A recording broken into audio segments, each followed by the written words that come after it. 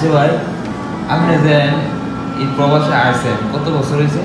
ভাই আমি প্রবাসে আছি 2 বছর হয়ে গেছে। আচ্ছা, আপনি 2 বছর হয়েছে এই প্রবাসে আছেন, 2 বছর ধরে যে রেস্টুরেন্টে কাজ করতেছেন, রেস্টুরেন্টে কাজ করে আপনি 2 বছরের মধ্যে কয়দিন বিশ্রাম করছেন?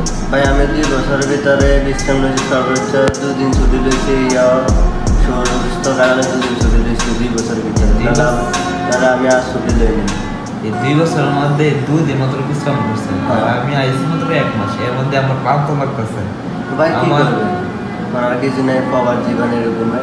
মালিকের যদি ছুটিতে তাহলে ছুটি কাটানো যায়, মালিকের ছুটি দেয় না, এটা প্রবাস জীবন। ভাই কি করবে না, আমি যতটুকু বুঝতে পারতেছি প্রবাস জীবনের মধ্যে রেস্টুরেন্টের মধ্যে কাজ করাটা সব থেকে বেশি কষ্ট, কারণ রেস্টুরেন্টের মধ্যে কোনো অফ ডে থাকে না, শুক্রবার কোনো অফ ডে থাকে না, কারণ শুক্রবার আর কাস্টমারের চাপ বেশি থাকে। তাই আপনি আমি প্রশ্নটা করলাম, এই 2 বছরের মধ্যে আপনি কয়দিন বিশ্রাম করছেন, তাই আর কি আপনি প্রশ্নটা করলাম।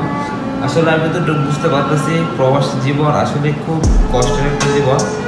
আমরা দেশে থাকলে হয়তো আমরা মন চাইলে আমরা বিশ্রাম করতে পারি, কিন্তু এই প্রবাসে আসার পরে আমরা মন চাইলে বিশ্রাম করতে পারি না।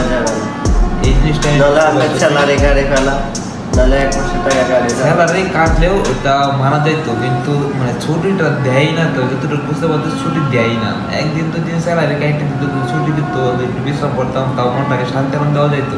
কিন্তু বর্তমানে যেহেতু আমি বুঝতে পারতেছি প্রবাস জীবনে আসার পরে কোনো বিশ্রাম বলতে বা বিরাম বলতে এরকম শব্দ কোনো কিছুই থাকে না সবসময়।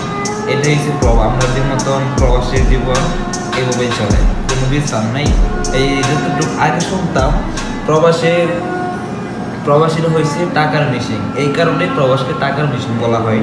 কারণ প্রবাসে আসার পর তারা আর কোনোদিন কোনো সময় বিশ্রাম করে না, সবসময় কাজের মধ্যে থাকে। আচ্ছা ভাই, থাকেন ধৈর্য ধরে, ইনশাআল্লাহ ভবিষ্যতে বিশ্রাম করার সময় পাবেন।